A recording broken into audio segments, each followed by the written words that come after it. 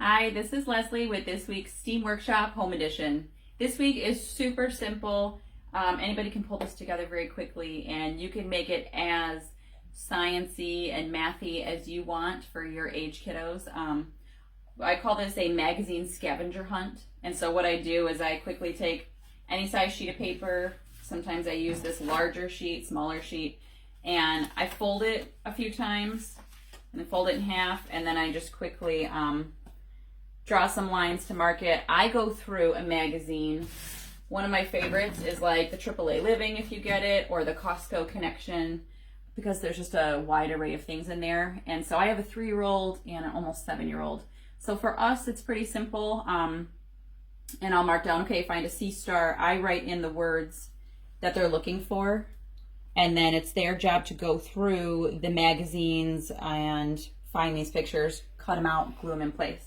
So even my 3-year-old can manage this pretty well because the magazine paper is so thin, it's easy for her to cut. The way you can step it up and make this more challenging, I'm starting to make it a little more challenging for the 7-year-old. So when we did one yesterday, I had her for food, I had her using the Kroger flyer, and Costco has a lot of food in it too, the Costco Connection. Find a protein, carbohydrate, a fruit. This is an allergy. We have a lot of allergies, so I wanted her to find some things that she knows we're allergic to, because that's really important for allergy kiddos to be able to identify those foods. Vegetable and a sugar.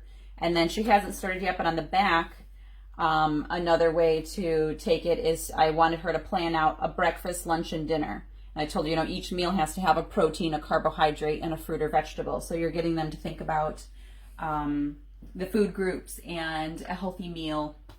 For older kids, you could take this a step up with them planning a breakfast, lunch, and dinner, and you could add a budget amount to it. So, in Kroger, it's already kind of cut up, but where you've got the, the big prices in there, easy to spot, you could give your kid a budget and tell them they've got, say, $50, $75 or whatever to spend, and they need to also calculate the math and all the things that they're going to put in.